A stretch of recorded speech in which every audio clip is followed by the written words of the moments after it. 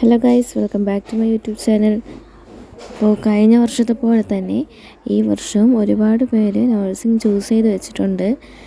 Nursing choose ചെയ്ത് വെച്ചിട്ടുള്ളവരും nursing എടുക്കണോ വേണ്ടേ എന്നുള്ള ആശങ്കയിലിരിക്കുന്ന ഒരുപാട് പേരും ഉള്ളതായിട്ട് ഞാൻ അറിഞ്ഞു. ഒരുപാട് പേര് ഒരുപാട് ക്വസ്റ്റ്യൻസൊക്കെ ചോദിക്കുന്നുണ്ടായിരുന്നു. അപ്പോൾ ഒരു യൂട്യൂബ് വീഡിയോ ഇട്ട് അതെന്താണ് ക്ലിയർ ചെയ്യാമെന്ന് വെച്ചാണ് ഞാൻ ഇപ്പോൾ ഈ വീഡിയോ ഇടുന്നത്. അപ്പോൾ ഇന്ന് ഞാൻ വീഡിയോയിൽ നഴ്സിംഗ് എടുക്കുമ്പോഴുള്ള ഒരു 5 ഇമ്പോർട്ടൻറ്റ് ഫാക്റ്റ് പറഞ്ഞുതരാം. ഇതറിഞ്ഞതിന് ശേഷം മാത്രം നിങ്ങൾ ചൂസ് ചെയ്യുക നഴ്സിംഗ് വേണോ വേണ്ടേ എന്നുള്ളത്. ഒന്നാമത് തന്നെ ഇൻട്രസ്റ്റ് ഇല്ലാതെ നമുക്ക് ഒരു കോഴ്സും പഠിക്കാൻ പറ്റില്ല. അതിപ്പോൾ +2 വരെ നമ്മൾ പഠിച്ചത് ഓക്കെ, ഇൻട്രസ്റ്റോടെയോ ഇല്ലാതെയോ പഠിച്ചു, ബേസിക് എഡ്യൂക്കേഷനാണ്. പക്ഷേ ഇനി നമ്മൾ പഠിക്കുന്നത് നമ്മൾ പ്രൊഫഷനാണ്. നമ്മൾ പ്രൊഫഷന് വേണ്ടിയിട്ടുള്ള ഫസ്റ്റ് സ്റ്റെപ്പാണ് ഇപ്പോൾ ഉള്ള എഡ്യൂക്കേഷൻ. അപ്പോൾ ഇൻട്രസ്റ്റ് ഇല്ലാതെ നമുക്ക് പഠിക്കാൻ പറ്റില്ല. ഇൻട്രസ്റ്റ് ഇല്ലാതെ പഠിച്ചു കഴിഞ്ഞാൽ പ്രശ്നം നമുക്ക് മാർക്കിലും മറ്റു കാര്യങ്ങൾക്കും ആക്ടിവിറ്റീസിലൊക്കെ നമ്മുടെ അപ്പിയറൻസും നമ്മുടെ പെർഫോമൻസും കുറയും. അതനുസരിച്ച് നമുക്ക് ജോബ് ഓപ്പർച്യൂണിറ്റീസും മറ്റെല്ലാ കാര്യങ്ങളും കുറയും. അപ്പോൾ ഇൻട്രസ്റ്റോടെ പഠിച്ചാൽ മാത്രമേ നമുക്ക് എല്ലാ കാര്യങ്ങളും പെർഫെക്റ്റ് ആയിട്ട് ചെയ്യാൻ പറ്റുള്ളൂ. അപ്പോൾ interest is A main fact. അത് പഠിക്കാൻ വേണ്ടി മാത്രമല്ല, ജോബ് ചെയ്യാനും കൂടെയാണ്. അപ്പോൾ വെറുതെ പഠിച്ച് പാസ്സായതിനു ശേഷം ജോലി ചെയ്യാതിരിക്കാനുള്ള ഉദ്ദേശമാണെങ്കിൽ വേണ്ട. നഴ്സിങ്ങിനെ കുറിച്ച് അറിയാമല്ലോ, നല്ല ടഫായുള്ള ജോലിയാണ്, നല്ലൊരു ജോലിയാണ്, നല്ല ഓപ്പർച്യൂണിറ്റീസ് ഉള്ള ജോലിയാണ്, മനസ്സിന് റിലീഫ് കിട്ടുന്ന ജോലിയാണ്. അതുപോലെ തന്നെ ഒരുപാട് ഫ്രസ്ട്രേഷൻസും ബുദ്ധിമുട്ടുകളും ഉണ്ടാകാൻ ചാൻസ് ഉള്ള ജോബാണ്.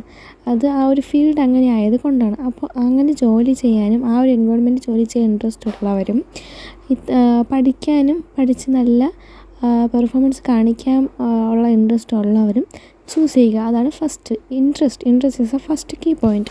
രണ്ടാമത് നമ്മുടെ സിലബസ്സാണ്. മെയിൻലി സിലബസിനല്ല ഫോക്കസ് ചെയ്യുന്നത്, ആ ഒരു ബുദ്ധിമുട്ടിനാണ്, പഠിക്കാനുള്ള ബുദ്ധിമുട്ടാണ്. ബുദ്ധിമുട്ട് എന്ന് വെച്ചാൽ നമ്മൾ +2 വരെ പഠിച്ചിട്ടുള്ള എഡ്യൂക്കേഷനായിട്ട് നമുക്ക് ഒരിക്കലും കമ്പയർ ചെയ്യാൻ പറ്റാത്ത തരത്തിലുള്ള ഒരു എഡ്യൂക്കേഷൻ ലെവലാണ് നമുക്ക് നഴ്സിംഗ് പഠിക്കാൻ കിട്ടുന്നത്.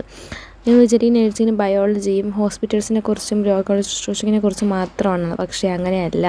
ഫസ്റ്റ് സെമ്മിൽ തന്നെ നഴ്സിംഗ് ഫൗണ്ടേഷൻ എന്നൊരു സബ്ജക്റ്റോടെ അല്ലാതെ തന്നെ സൈക്കോളജി, സോഷ്യോളജി, ഫിസിയോളജി, അനാട്ടമി എന്ന 4 സബ്ജക്റ്റുകളുണ്ട്. ഇമ്പോർട്ടൻസ് കൊടുത്ത് പഠിക്കേണ്ട ഒരു സബ്ജക്റ്റുകൾ തന്നെയാണ്. അപ്പോൾ നമ്മളൊരു കോഴ്സ് ചൂസ് ചെയ്യുമ്പം അതിൻ്റെ അകത്തുള്ള സബ്ജക്റ്റുകളും അതിൻ്റെ സിലബസ് എങ്ങനെയാണെന്നും അത് ഒരു ബേസിക്കായുള്ള കാര്യങ്ങൾ അറിഞ്ഞിരിക്കും. അപ്പം അത്യാവശ്യം നല്ല രീതിക്ക് പഠിക്കാൻ ഒരുപാട് എഫേർട്ട് എടുത്താൽ മാത്രമേ നല്ല പെർഫോമൻസ് നമുക്ക് സ്റ്റഡിങ്ങിൽ കാഴ്ചവയ്ക്കാൻ പറ്റുള്ളൂ. അപ്പോൾ ആദ്യം തന്നെ നമ്മുടെ സിലബസ്, നമ്മുടെ എഡ്യൂക്കേഷൻ ലെവലും എങ്ങനെയാണ് നമ്മുടെ ടെക്സ്റ്റ് ബുക്കും സബ്ജക്റ്റുകളെന്ന് മനസ്സിലാക്കുക. അത്യാവശ്യം ടഫായിട്ടുള്ള ഒരു പഠിക്കാനുള്ള ഒരു ഫീൽഡ് തന്നെയാണ് നഴ്സിംഗ്. മൂന്നാമത് തന്നെ നമ്മുടെ ഫിസിക്കൽ ഹെൽത്ത്, മെൻ്റൽ ഹെൽത്ത് ഓക്കെയാണ് നോക്കുക. ഫിസിക്കൽ ഹെൽത്ത് ഓക്കെ അല്ലെങ്കിൽ നമുക്ക് ആ ഹോസ്പിറ്റൽ എൻവയോൺമെൻറ്റിൽ നിന്ന് പഠിക്കാനായാലും ജോലി ചെയ്യാനും പറ്റില്ല. രണ്ടാമത് മെൻ്റൽ ഹെൽത്ത്. ഈ ഒരു ഫീൽഡ് ആയതുകൊണ്ട് തന്നെ പഠിച്ചുകൊണ്ടിരിക്കുന്ന സമയത്തായാലും വർക്ക് ചെയ്യുന്ന സമയത്തായാലും നമുക്ക് മെൻ്റലി ഒരുപാട് ബുദ്ധിമുട്ടുണ്ടാകാനുള്ള സാഹചര്യമുണ്ട്. അപ്പോൾ നമ്മുടെ മെൻ്റൽ ഹെൽത്തും ഫിസിക്കൽ ഹെൽത്തും ഓക്കെ ആയിട്ടുള്ളവർ മാത്രമെന്നല്ല, അത്യാവശ്യം നമുക്ക് അഡ്ജസ്റ്റ് ചെയ്ത് പോകാൻ പറ്റുന്നവരൊക്കെ ചൂസ് ചെയ്യുക. അല്ലാത്തവർക്ക് ചൂസ് ചെയ്യാൻ ഫിസിക്കൽ ഹെൽത്ത് ഇല്ലാതെ നമുക്കൊരു കോഴ്സ് നമുക്ക് പഠിക്കാൻ പറ്റില്ല. അതുപോലെ തന്നെ ആ ഒരു മൈൻഡ് സെറ്റ് നമുക്ക് നോക്കിക്കണ്ടുകൊണ്ട് ചൂസ് ചെയ്യുക.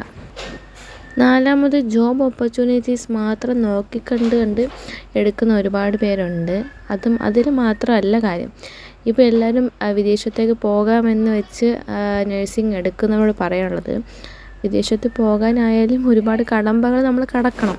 നഴ്സിംഗ് പഠിച്ച് ക്വാളിഫൈ ആയ സർട്ടിഫിക്കറ്റ് കൊണ്ട് നമുക്ക് ഒരിക്കലും പുറത്തോട്ട് പോകാൻ പറ്റില്ല. നമ്മുടെ എക്സാംസൊക്കെ ക്ലിയർ ചെയ്താൽ മാത്രമേ നമുക്ക് പുറത്തോട്ട് പോകാൻ പറ്റുള്ളൂ. എക്സാംസ് ക്ലിയർ ചെയ്ത് നല്ല പെർഫോമൻസ് കാണിക്കുന്നവരെ മാത്രമാണ് പുറത്തോട്ട് ലക്ഷ്യം വെച്ച് അവർ അവിടെ പ്ലേസ്മെൻറ്റ് കൊടുക്കുന്നത്. അപ്പം ജോബ് ഓപ്പർച്യൂണിറ്റീസ് മാത്രം നോക്കി കണ്ടുകൊണ്ട് നഴ്സിംഗ് എടുക്കരുത്. ലാസ്റ്റ് കാര്യം എന്തെന്ന് വെച്ചാൽ, നല്ല കോളേജ് ചൂസ് ചെയ്ത് കയറുക.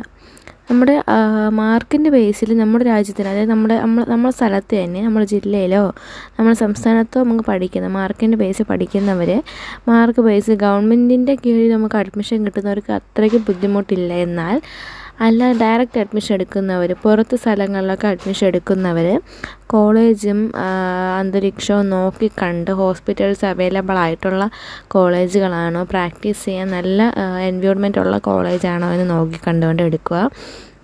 ഒരുപാട് കുട്ടികൾക്ക് ഒരുപാട് ബുദ്ധിമുട്ടുകൾ ഉണ്ടായിട്ടുണ്ട് കഴിഞ്ഞ വർഷങ്ങളിലൊക്കെ. അപ്പോൾ അത്യാവശ്യം സർട്ടിഫിക്കറ്റ്സൊക്കെ നല്ലതാണോ എന്നൊക്കെ നോക്കി കണ്ടുകൊണ്ട് മാത്രം കോളേജ് ചൂസ് ചെയ്യുക. എങ്ങനെയുള്ളവരാണ് ഡയറക്റ്റ് അഡ്മിഷൻ എടുക്കുന്നവർ. അപ്പോൾ ഗൈസ് ഇത്രയേ ഉള്ളൂ. ഈ 5 കാര്യങ്ങൾ മെയിനായിട്ട് നമ്മൾ നോക്കുക. ഞാൻ നിങ്ങൾ ഒരുപാട് പേര് ചോദിക്കുന്നുണ്ട് ചെയ്ത ക്വസ്റ്റ്യൻ്റെ ആൻസേഴ്സാണ്. അപ്പോൾ വേറെ നഴ്സിങ്ങിൻ്റെ വീഡിയോസ് ഞാൻ അപ്ലോഡ് ചെയ്തിട്ടുണ്ട്. നിങ്ങൾക്ക് ആവശ്യമുള്ള വീഡിയോയാണ്. നിങ്ങൾക്ക് ആവശ്യമുണ്ടെങ്കിൽ കയറി കാണാം. ഡൗട്ട് ഉണ്ടെങ്കിൽ കമൻറ്റ് ചോദിക്കാം. അപ്പോൾ ഗൈസ് ബൈ.